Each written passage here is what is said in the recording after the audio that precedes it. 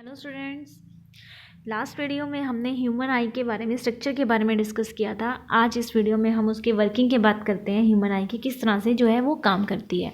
जब लाइट जो है किसी ऑब्जेक्ट से आके एंटर करती है आई में, कॉर्निया से और प्यूपिल से, तो जो है किस तरह से आगे काम होता है। जब वो प्यूपिल और कॉर्निया से होकर निकलती है तो उसके बाद वो एंटर करती है रेटिना पे, ठीक है।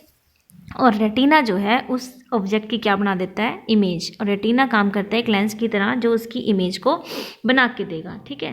वो हमारी आई में एंटर कर जाएगी।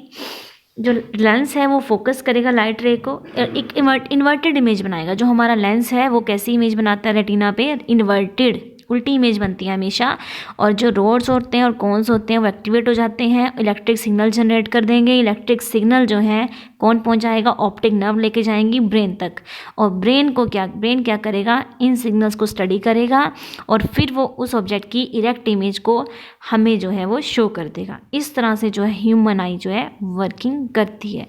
उसके बाद एक येलो स्पॉट होता है, एक ब्लाइंड स्पॉट होता है। क्या होता है येलो स्पॉट, वो जो सेंटर में होता है, at the back of the I, back last side पे सेंटर में एक स्पॉट प्रेजेंट है, येलो स्पॉट। इसमें maximum number of light sensitive sales होते हैं, मतलब कॉन्स और रोड, हमने दो टाइप के सेल्स पढ़े थे रेटिना के अंदर। तो इसमें जो है कॉन्स मेनली प्रेजेंट है, बाकी रेटिना जो होता है उसमें कम कॉन्स होते हैं लेकिन रोड्स ज़्यादा होती हैं। लेकिन यहाँ वो एरिया है जहाँ कॉन्स ज़्यादा मिलेंगे। तो कलर विजन जो होता है ये येलो स्पॉट है, जो कलर वगैरह को, ब्राइटेस्ट विजन को ये शो करेगा। जो ब्लाइंड स्पॉट है, जहाँ ऑप्टिक नर्व और रेटिना जहाँ पे मीट कर रहे हैं, वहाँ पे क्या होता है, कोई भी सेंसिटिव सेल प्रेजेंट नहीं होता, ना तो रोड होती हैं और ना ही कोन होती हैं, जिसकी वजह से इस स्पॉट पे कोई भी विजन पॉसिबल नहीं होता।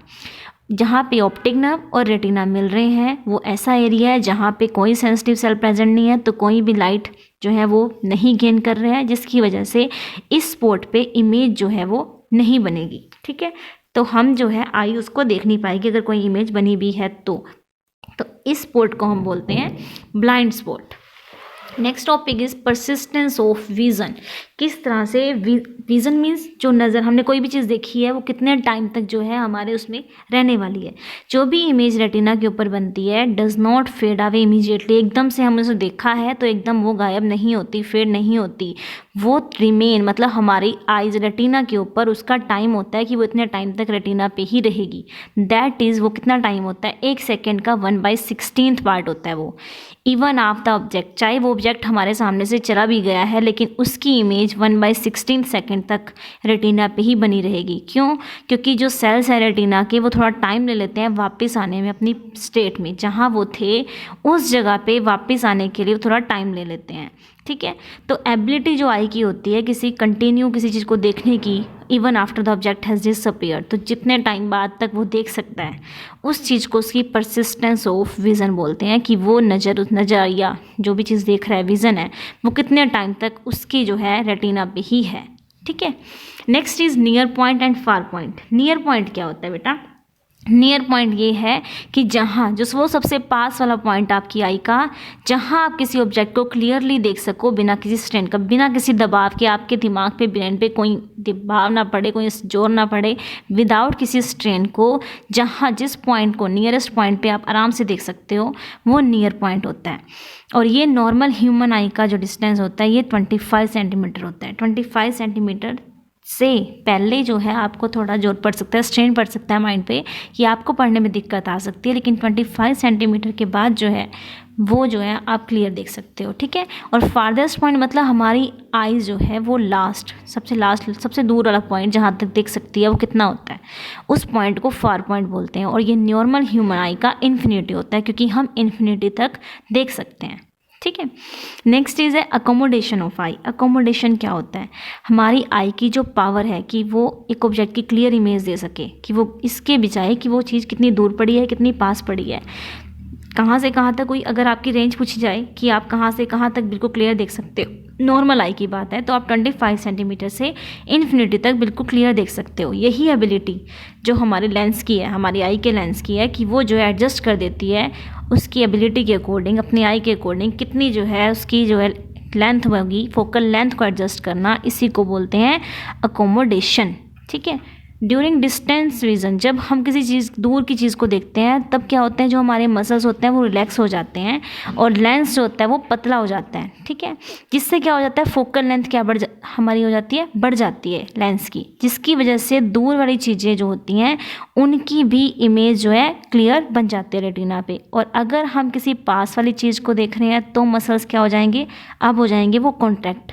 जब दूर की चीज़ को देख रहे थे तो मसल्स क्या हुए थे, रिलैक्स हो गए थे, लेकिन जब पास की चीज़ देख रहे हैं तो मसल हो जाएंगे कॉन्ट्रैक्ट, जिसकी वजह से लेंस जो होता है वो कैसा हो जाता है, थिक हो जाता है अब। और यहाँ फोकल लेंथ क्या हो जाती है, अब छोटी हो जाती है, जिसकी वजह से यही चीज़ होती है, उसको क्या बोलते हैं हम, अकोमोडेशन बोलते हैं, कि हमारी आई का जो लेंस है वो एडजस्ट कर लेता है फोकल लेंथ को, ठीक है।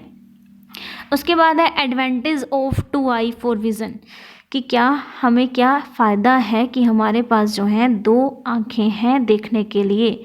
अगर हमारी जो है एक आँख होती तो क्या होता, अगर हमारे पास दो आँखें हैं तो इसका हमें क्या फ़ायदा है। अगर हमारे पास दो आइज़ हैं तो इससे क्या होता है, हम जो कोई व्यू देख रहे हैं उसका एक वाइड व्यू देख सकते हैं, मतलब कितना, 180 डिग्री हैव अ हॉरिजॉन्टल। अगर हमारे पास सिर्फ एक ही होती तो हम सिर्फ हॉरिजॉन्टल व्यू जो देख पाते सिर्फ 150 डिग्री का देख पाते, लेकिन दो आइज़ हैं, दैट इज़ वाई हम जो है 180 डिग्री के आसपास का सारा एरिया जो है देख पाते हैं एक ही टाइम में, ठीक है। तो ये जो है हमारा एडवांटेज है। उसके बाद है डिफेक्ट ऑफ विज़न, विज़न के इसमें डिफेक्ट कौन कौन से होते हैं। एक नॉर्मल आई जो होती है उसकी आपको पता चल गई लिमिटेशन कहाँ से कहाँ तक होती है, वो 25 सेंटीमीटर से इन्फिनिटी तक देख सकता है, ठीक है। लेकिन कुछ इंडिविजुअल्स ऐसे होते हैं जो या तो पास के ऑब्जेक्ट्स नहीं देख पाते, या कुछ ऐसे होते हैं जो दूर के ऑब्जेक्ट क्लियर नहीं देख पाते, तो यही जो होते हैं विज़न डिफेक्ट होते हैं। और ऐसे विज़न्स को क्या बोलते हैं, मायोपिया एंड हाइपरमेट्रोपिया। ये दो विज़न हैं जो डिफेक्ट है, ठीक है, विज़न में, एक मायोपिया और एक हाइपरमेट्रोपिया। सबसे पहले हम बात करते हैं मायोपिया की। मायोपिया क्या चीज़ होती है, शॉर्ट साइटेडनेस, इसको शॉर्ट साइटेडनेस बोलते हैं। जब जो है नियर का ऑब्जेक्ट जो होता है have a sharp and clear near vision but he can not see distant object clearly, वो पास के ऑब्जेक्ट तो क्लियरली देख पाता है लेकिन दूर के ऑब्जेक्ट को क्लियर नहीं देख पाता, ठीक है। तो हम ऐसी कंडीशन में क्या बोलेंगे, उसे मायोपिया है। इस डिफेक्ट को बोला जाता है मायोपिया या फिर शॉर्ट साइटेडनेस। इसके रीज़न क्या है मायोपिया के, इसमें जो होता है लेंस होता है इतना ज़्यादा थिक होता है कि जब लाइट आके उस पर पड़ती है रेटिना के ऊपर तो वो उसे एडजस्ट नहीं कर पाता, और जो इमेज है वो कहाँ बन जाएगी, रेटिना के पीछे बन जाती है, ठीक है। और ऐसे जो है विज़न को करेक्ट करने के लिए क्या होता है, जो हम स्पेक्स यूज़ करते हैं, कौन सा लेंस यूज़ करते हैं, कौन से लेंस का यूज़ करते हैं हम, स्पेक्स कनकेव लेंस का। अगर हमें मायोपिया है, दैट मीन्स अगर हम दूर की चीज़ नहीं देख पाते क्लियरली, तो जो हमें स्पेक्स लगेंगे उसमें लेंस कौन सा होगा, कनकेव लेंस होगा। क्योंकि कनकेव लेंस क्या करेगा, लाइट जो रे आएगी उन्हें एक ही जगह पे रेटिना पे फोकस करा देगा। और जो सेकंड है हाइपरमेट्रोपिया, फार साइटेडनेस, इसमें अपोजिट होगा। दैट मीन्स अब जो है पर्सन दूर की चीज़ तो क्लियरली देख सकता है लेकिन नियर बाय चीज़ जो है वो क्लियरली नहीं देख सकता, और इसमें क्या हो जाता है, लेंस कैसा हो जाता है, थिन हो जाता है। और इससे क्या होता है, इमेज जो है वो बाद में बनेगी, पहले जो है उसमें इमेज पहले ही बन गई थी, दैट इज़ वाई रेटिना तक नहीं पहुंच पाई थी इमेज। इसमें क्या होगा, रेटिना से पीछे बनेगी इमेज, जिसकी वजह से वो जो है नहीं देख पाता पास वाली चीज़, नियर विज़न अच्छे से नहीं होता, ठीक है। रीज़न आपको पता है, लेंस जो होगा या तो थिन होगा बहुत ज़्यादा और डायरेक्टली जो है उसके ऊपर आके नहीं पड़ पाती। हाइपरमेट्रोपिया, इसमें कौन से स्पेक्स लगेंगे, जब हमें मायोपिया था तो कनकेव लेंस की से जो है ये सुटेबल पावर दे पाता है, लेकिन और अगर जो है हाइपरमेट्रोपिया है तो कौन से स्पेक्स लगेंगे, कन्वेक्स लेंस के स्पेक्स लगेंगे, और ये जो है लाइट को कन्वर्ज करा के रेटिना पे डाल देगा जिससे क्लियर इमेज बन जाएगी। इसके अलावा एक और डिफेक्ट है, दैट इज़ प्रेस बायोपिया, जिसमें जो है वो nearly as well as distant, ना तो पर्सन जो है नियर बाई के ऑब्जेक्ट को ठीक से देख पाता है, ना ही डिस्टेंट के ऑब्जेक्ट को ठीक से देख पाता है। और इस डिफेक्ट को करेक्ट करने के लिए बाईफोकल स्पेक्स मीन्स एक ही स्पेक्स में दोनों ही लेंस को एडजस्ट करना पड़ता है, दैट इज़ कनकेव लेंस को भी और एक कन्वेक्स लेंस को भी, दोनों को हमें जो है करना पड़ेगा इसके लिए, ठीक है। नेक्स्ट है केयर ऑफ द आई। आई की केयर हम किस तरह से करें। अब जो है आई ही वो चीज़ है जिसकी वजह से हम इतने ब्यूटीफुल वर्ल्ड को देख पाते हैं, तो हमें बनता है कि हम इसकी केयर भी करें। तो हम ना तो बहुत ज़्यादा ब्राइट और ना ही डिम लाइट यूज़ करें पढ़ते हुए, ठीक है। Too little light cause eye strain, अगर हम बहुत कम लाइट में पढ़ते हैं तो इससे हमें हेडेक हो सकता है, हमारी आइज़ के ऊपर थोड़ा स्ट्रेन पड़ सकता है, जोर पड़ सकता है। तो डिम लाइट में भी नहीं पढ़ना, ठीक है। और बहुत ज़्यादा लाइट से क्या होता है, वो उससे रेटिना इंजर हो सकता है और हमारी आई को डैमेज हो सकता है। Too little light eye strain हो जाता है हेडेक को लेके, इसलिए हमें डिम लाइट में नहीं पढ़ना चाहिए। टू मच लाइट, बहुत ज़्यादा से इंजर हो सकता है retina. Wash the I with clean and cold water, एक दिन में कम से कम आप 2 बार अपनी आइज़ को वॉश करो क्लीन और कोल्ड वाटर से। अपनी आइज़ को थोड़ा आराम भी दो टाइम टू टाइम, जब आप पढ़ रहे हो या टीवी देख रहे हो, कोई भी ऐसा काम कर रहे हो तो उनको बहुत ज़्यादा पास से मत देखो। मूविंग व्हीकल, जब आप किसी चीज़ बस में जा रहे हो, कुछ भी व्हीकल में जा रहे हो, कार में जा रहे हो, तो आप कभी मूविंग व्हीकल में जो है कुछ भी रीड नहीं करो, ठीक है। अपनी आइज़ को कभी रब ना करो, अगर उसमें अंदर कुछ चला गया है उसको क्या कर सकते हो आप, रबिंग की बजाय आप उसे वॉश कर सकते हो क्लीन एंड कोल्ड वाटर से। किसी डॉक्टर से कंसल्ट करो, अगर कोई भी इंजरी हो गई है, कुछ भी लग गया आपकी आइज़ में कुछ भी, तो अपने आप से कुछ करने की बजाय आप एक डॉक्टर से कंसल्ट करो।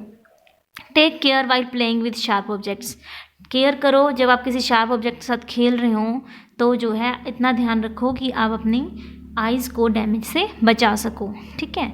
उसके बाद बेटा नेक्स्ट है visually challenge people. Visually challenge people कौन होते हैं, जो पर्सन्स कौन होते हैं जिन्हें नहीं दिखाई देता, ठीक है। ब्लाइंडनेस 2 टाइप की होती है, क्योरेबल एंड इनक्योरेबल। एक ब्लाइंडनेस ऐसी है जो हम ठीक हो सकती है और एक ऐसी है जो ठीक नहीं हो सकती। अगर लेंस ओपेक है तो वो सर्जिकली हम जो है, ओपेक मीन्स लेंस जो है सिर्फ उसके आगे कुछ आ गया, दैट मीन्स वो क्लियर इमेज नहीं बना पा रहा, तो हम इस सर्जरी से रिमूव कर सकते हैं, आर्टिफिशियल लेंस करा सकते हैं। लेकिन अगर कॉर्निया ही ओपेक हो गया है कॉर्निया, तो हम उसको तब भी उसको बना सकते हैं और किसी डोनर जो है वो अपनी आई को डोनेट करके कर सकता है, ठीक है। तो विजुअली चैलेंज पीपल जो होते हैं जिन्हें दिखाई नहीं देता है, उनके लिए भी पढ़ने के लिए जो है टेक्नोलॉजिकल ऐड आई है, that is Braille system. Braille system उनके जो है उसमें क्या होता है, इस टाइप से होते हैं डॉट्स की हेल्प से जो है वो जो है अपनी रीडिंग को कंटिन्यू कर पाते हैं, ठीक है। उनकी बुक्स इस तरह से होती हैं कि वो उसे समझ सकें। तो इस तरह से वाइट केन होता है। Blind people white cane use करते हैं with red tip to improve mobility, ताकि वो ईजिली चल पाएँ, ठीक है। ताकि उन्हें आसपास कोई चीज़ लेके चलते हैं, ताकि उन्हें ये पता चल जाए सामने आसपास कोई चीज़ तो नहीं है, कॉन्फिडेंटली वो अपने घर से निकल सकते हैं। टॉकिंग डिवाइस, कुछ उनके पास टॉकिंग डिवाइस होती हैं, बुक्स होती हैं, टॉकिंग वॉचेस, इस टाइप से वो चीज़ें यूज़ करके जो है अपनी लाइफ को थोड़ा बेटर बना सकते हैं। कंप्यूटर्स, ऐसे पर्सनलाइज कंप्यूटर्स भी अवेलेबल हो गए हैं ब्लाइंड फ्रेंडली के लिए। फॉर एग्जांपल ऐसे हैं ओरेलेक्स, एडियन, इन्होंने स्पेशली डिज़ाइन किया है वो भी ब्लाइंड पीपल के लिए, ताकि जो है वो इन्फॉर्मेशन भी अवेलेबल हो सके उन्हें नेट से। रेडियो रीडिंग सर्विसेज भी होती हैं, दैट इज़ उनको हर चीज़ जो है बता के, मीन्स लाउड साउंड में जो है उनको सिर्फ बताई जाती है, ताकि उनको इस चीज़ का भी बेनिफिट मिल सके, ठीक है। होप सो स्टूडेंट्स, हमने इस चैप्टर में जो है रिफ्लेक्शन टॉपिक आई के बारे में अच्छे से पढ़ा है। होप सो आपको ये समझ आया होगा। Okay, thank you students, have a nice day.